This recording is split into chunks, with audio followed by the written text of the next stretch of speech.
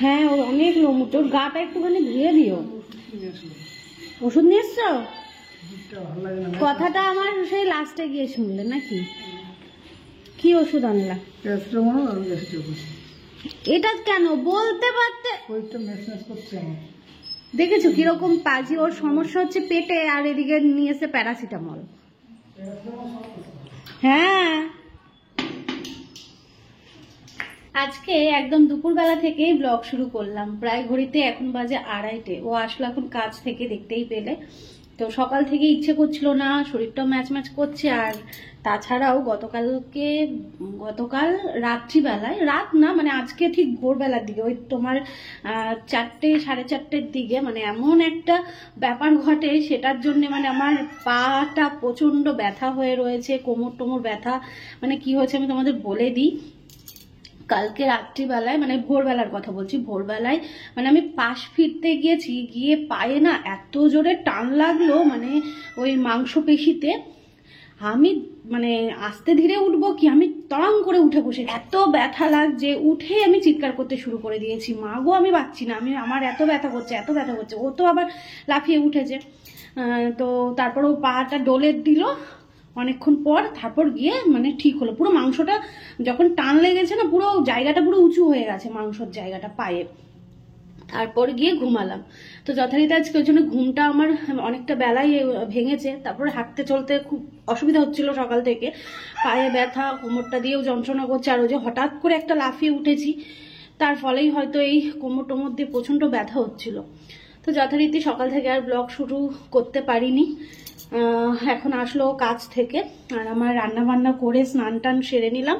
আর আজকে রান্না করেই স্নান করেছি। চলো তোমাদের রান্না এক ঝলক দেখিয়ে দিই। আর ও হচ্ছে গেছে স্নান করতে। ও স্নান করে এসে পুজো দেবে, তারপর হচ্ছে খাওয়া দাওয়া করে যাবে কাজে। আর ওরও শরীরটা ভালো নেই, মানে জ্বর গা ম্যাচ ম্যাচ করছে। তো আমি বললাম যে ইয়ে করতে হবে না, মানে আর ও পেটেরও একটু সমস্যা হয়েছে, সকাল থেকেই বলছে যে আমার পেটটা যেন একটু সমস্যা লাগছে। তো ওই জন্য আমি বললাম তাহলে আজকে কাজে যেতে হবে না। বলছে না, কাজে না গেলেও চলবে না। আজকে কি বার? আজকে তো মঙ্গল, বুধ, বৃহস্পতি, আর 2টো দিন রয়েছে, তারপর তো ওদের সপ্তাহ হয়। তো এমনি এতগুলো দিন বাড়িতে ছিল, তো আমার কথা তো শুনবে না, কাজে যাবেই। যাই হোক, ওষুধ নিয়ে এসছে, দেখা যাক কি হয়। আমি চলো তোমাদের রান্না বান্নাগুলো দেখিয়ে দিয়েছি। এখানে ঢেকে রেখে দিয়েছি, এখানে রয়েছে ভাত, চলো দেখাচ্ছি। আচ্ছা, এখানে দেখো, এখানে রয়েছে হাঁড়িতে ভাত, ঠিক আছে। আর এখানে রয়েছে তরকারি, আজকে একদম সিম্পল। এখানে রয়েছে পুঁই মিচুরি আলু দিয়ে ভাজা, আর করেছি হচ্ছে মাছের মুড়োটা দিয়ে লাউ ঘন্ট। লাউ ঘন্টটা দেখতে কেমন হয়েছে জানিও, দুটোই ভালো খাবার। আর কিছু করলাম না, এর সাথে ডাল করলে ভালো হতো, কিন্তু আমাদের ঘরে না ডালটা করলে থেকে যায়, এই জন্য আর ডালটা করলাম না। এদিকে দেখো ভাত বেড়ে নিয়েছি। আর রান্না তো তোমাদের দেখালামই, পুঁই মিচুরি ভাজা, লাউ ঘন্ট, একদম সিম্পল রান্না করেছি। তো চলো ভাত দিয়ে দিই ওকে।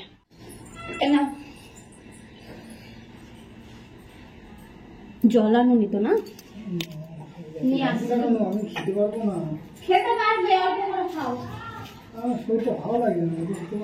আচ্ছা, যা পারবা খাও, যা পারবা খাও। ওষুধটা মনে করে খেও। ওষুধ তো খাবো না, ওষুধ কিনে নিয়ে আসলাম যখন নিজে 2 জায়গায় গেছি কিনতে। জল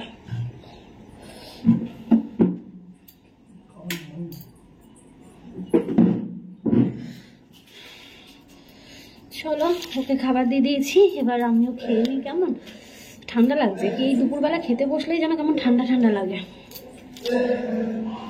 তুমি হার মেনে নিলে মানে তুমি ওই জায়গাটাই পড়ে যাইছিল।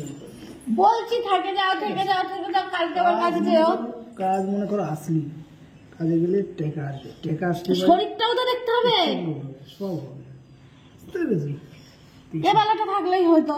না সরো, এখন গেলি ঘরে কাজ হবে। নাটক মানে কি বলবো, নাটক দেখতে দেখতে আমার মানে জীবন শেষ হয়ে গেল। এই যে ওষুধ দেখাচ্ছে এরকম, এই যে ওষুধ নিয়ে যাচ্ছি, চাপ নেই। খেয়ে ভালো ওষুধ দিয়ে আমার খেয়ে তো যাস তো। কি ঝাল লাগছে, তরকারিটা কি ঝাল হয়েছে। খাবারটা ডাইজেস্ট না হলে পরে ওষুধ খাওয়া যাবে না। জল নিয়ে গেছিলে? জল তো 2 লিটার নিয়ে গিয়েছিলাম। এই বেলাটা থেকে যেত, আবার কালকে নয় যেত। একটা বেলা কামাই দেওয়া যাবে না, একটা বেলা অফ দেওয়া যাবে না। রাত্রিবেলা তাড়াতাড়ি চলে আসবা, 6টার মধ্যে। দেখেছো কেমন বলে, কোটা পূরণ করে তারপর আসবো। প্রত্যেক দিন ওই 5-6 পিস কোটা পূরণ করবে, তারপর আসবে। গেটের ওখানে বসে বসে এতক্ষণ বান্ধবীর সাথে কথা বলছিলাম। রোদও ছিল বেশ, রোদে ভালো লাগছিল বসে থাকতে, আর তার সাথে একটু দিদির সাথে গল্প করছিলাম। আর বান্ধবীর সাথে গতকালকে ইয়েতে গেছিলো, কি বলে ওর নাম, বিয়ে বাড়ি গেছিলো, কেমন এনজয় করলো না করলো এইগুলোই একটু জিজ্ঞেস করছিলাম আর কি। কি বলবো আর, আজকে জানো তো মানে কালী পুজোর নিমন্ত্রণ রয়েছে এই তো আমাদের পাড়াতেই, কিন্তু সেখানেও যাওয়া হবে না। ওই যে অমাবস্যা পড়ে যাবে। কেমন জীবন হয়ে গেল বলো, একদম ঘরবন্দি জীবন। তো আর কি করা যাবে, শুধুমাত্র এই চেক আপে যাওয়া বা রিপোর্ট করাতে যাওয়া, এই দুটো কাজ ছাড়া আমার আর বাড়ির থেকে বেরোনো নেই, কোথাও যায় না, দেখোই তো। তো আর কি ভেবেছিলাম হয়তো এই বিয়েবাড়িতে গেলে সবার সাথে একটু দেখা হবে, ভালো লাগবে, কিন্তু সেটাও হলো না। জানি না কবে সবার সাথে দেখা হবে। আর ভালো লাগছে না, এদিক নিয়ে বসবো, ঘুম ঘুম লাগছে। তো ঘুমালে তো চলবে না, কারণ আমার এই শীতকালে ঘুমোনো আমার একটু পছন্দ না, আমার ভালো লাগে না, আমার গা ম্যাচ ম্যাচ করে যেন শীতকালে ঘুমোলে। দুপুরবেলায় ঘুমোবো, গরমকালে ফ্যান চালিয়ে দিয়ে ওফ, সেটা যেন একদম শান্তি। মানে দুপুরবেলায় ঘুমোনো আমি যেন ভালো লাগে আমি এই গরমকালের দিকটায়, কারণ গরমকালে আমি 2 ঘন্টা ঘুমোবো, আমার এত ঘুম ঘুম পাই সেই সময়। কিন্তু এখন ঘুম ঘুম পেলেও আমি ঘুমাবো না, কারণ আলিশি লাগবে, ভালো লাগবে না। তো চলো এডিট করতে হবে, তার আগে একটু ফল খাবো। সকালবেলায় খাওয়া দাওয়া করে একটু ওই বেদানা খেয়েছিলাম, এখন একটু লেবু আছে, লেবু খাবো, লেবু খাবো। তো এদিকে জানলাটাও দিয়ে দিই, রোদ চলে গেছে তো সেইভাবে রোদ নেই, জানলাটা দিয়ে দিই। চলো ঘরে যাই, এডিট নেবো, এডিট করবো, এডিট নেবো বলছি, এডিট নিয়ে বসবো এখন। এদিকে জানলাটাও দিয়ে দিই। আর এদিকে দেখো সমস্ত ব্র্যান্ডের প্রোডাক্ট রয়েছে, কবে যে কোনটার কাজ করব জানি না। অলরেডি একটা দিয়ে রেখেছে, কিন্তু সময় হচ্ছে না, ওটা আবার সময় করে নিয়ে করতে হবে। আটকা, হ্যাঁ আটকেছে।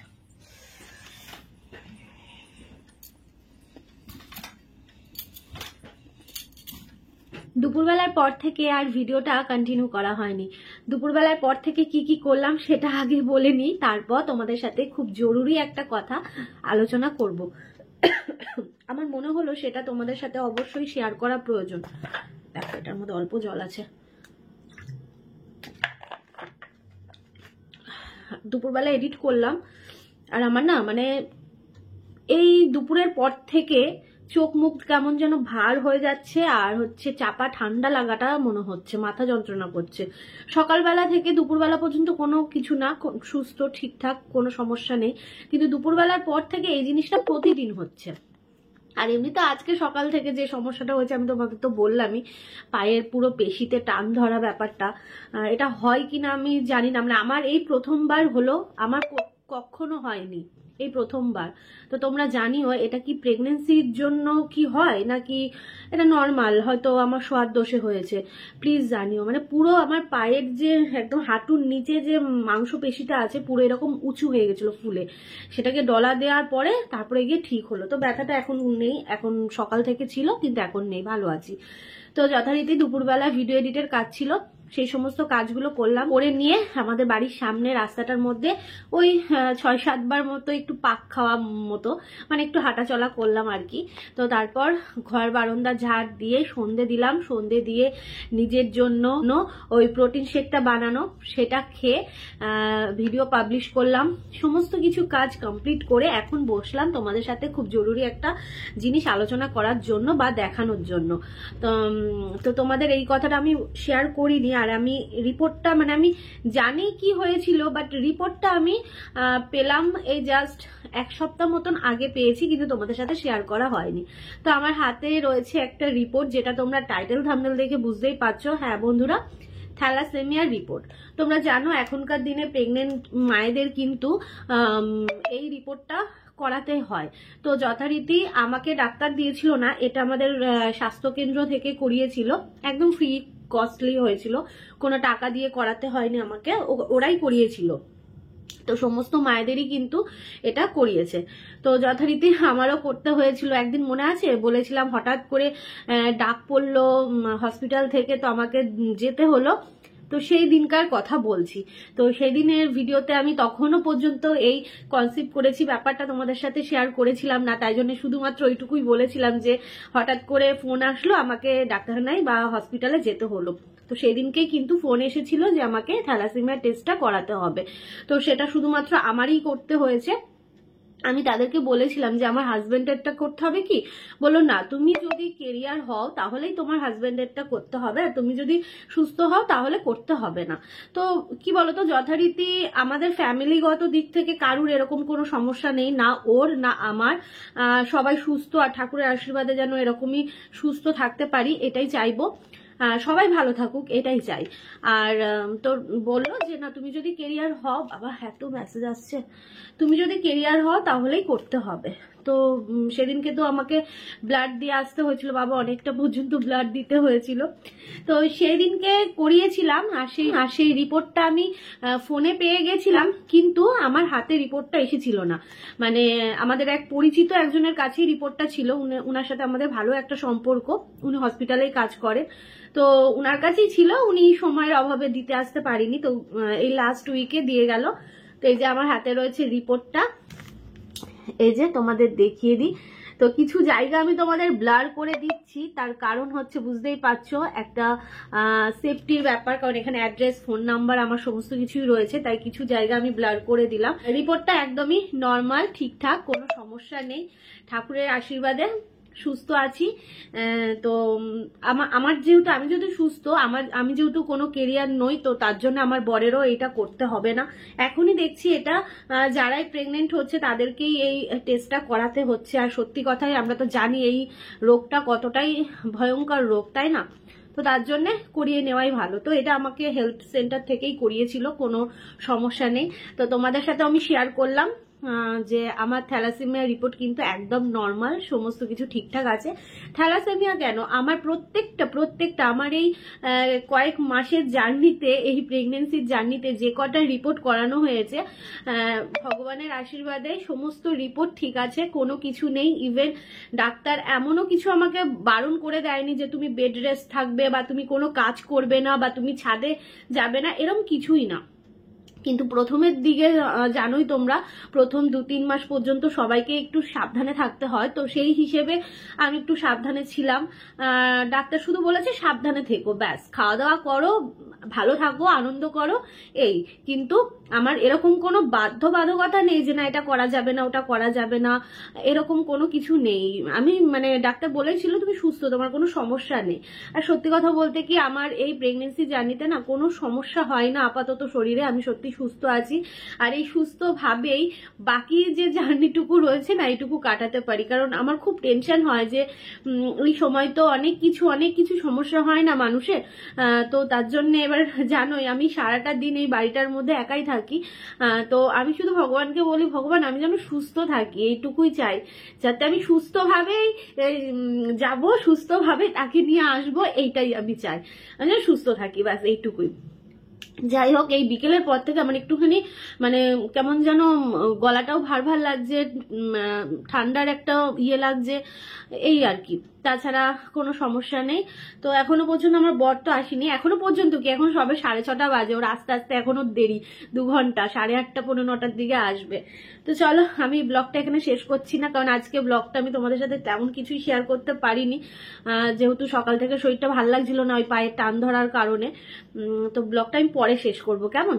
চলো পরে দেখা হচ্ছে। রান্নাঘরে চলে আসলাম, আর সবার প্রথমেই এদিকে কিছু ড্রাই ফ্রুটস জলে ভিজিয়ে রাখলাম কালকে সকালের জন্য, কারণ এটা না ভুলে যায়, তো ওই জন্য আগে এই কাজটা করলাম। ভাবলাম রান্নাটা করেই নিই। তো এদিকে রান্নাঘরে চলে এসেছি, ফোনটাকেও চার্জে দেবো। তো ফোনটা চার্জ দেওয়া মানে আমাকে চুপচাপ হাত গুটিয়ে বসে থাকতে হবে। তো তার জন্য ভাবলাম চলো তাহলে রান্নাটাই আগে সেরে নিই। আর আজকে বাড়িটা পুরো ফাঁকা, বাচ্চাগুলো কেউ নেই, একজন তো থাকে, সেও নেই, তো আর কি করা যাবে। তো এদিকে দেখো আমি তরকারি বসিয়ে দিয়েছি, তবে জল দিলাম। আলু আর টমেটো পাঁচফোড়ন ফোড়ন দিয়ে কাঁচা লঙ্কা চিড়ে তরকারি হচ্ছে, যেটা রুটির তরকারি হয় আর কি। এবার হচ্ছে আটা মাখবো, তো এটা হতে হতে আমার আটা মাখাটাও হয়ে যাবে, রুটিটাও করে নেবো। আর হচ্ছে কি যেন বলতে গেলাম, এটা নামানোর আগে ধনেপাতা দেবো। চলো এবার ফোনটাকে আমি চার্জে দিই, ওদিকে চার্জ হতে থাক, ফোনটাও একটু পেট ভর্তি হোক, আমি ওইদিকে রুটিটা ঝটপট করে নিই। দেখো কাজ থেকে এসে প্রতিদিনের নিয়ম করে এদেরকে খেতে দিতে হবে। আজকে একজন কেন গো?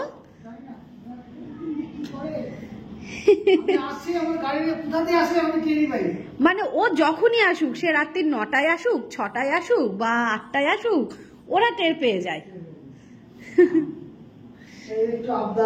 আবদার আর কি, ভালোবাসা, তাই না বলো? এই এই যে বিস্কুটটা দিলে এবার চলে যাবে, এবার খেতে চলে যাবে না। হ্যাঁ হ্যাঁ হ্যাঁ, একটুখানি ভালোবাসা। বাইরে ঠান্ডা কেমন গো? ওপর ইয়ে করতে হবে না, ওপর আমি দিইনি, মানে খুলিনি আজকে। আজকে আমার মানে সকালবেলায় গিয়ে যে ছাদে উঠবো, আমার সেই ক্ষমতাই ছিল না যে উঠে ইয়ে করব। ব্লগটা শেষ করার আগে চলো তোমাদের রান্নাঘরটা দেখিয়ে দিই। এই হচ্ছে তরকারিটা, দেখতে কিন্তু দারুণ হয়েছে, তাই না বলো? এটার সাথে আমার পরোটা, রুটি, লুচি তিনটেই ভালো লাগে, কিন্তু আমার বরের আবার শুধু রুটিটাই ভালো লাগে। আর রয়েছে গরম গরম রুটি। তো চলো আজকের মতো ব্লগটা এইটুকুই, ভালো থেকো সবাই।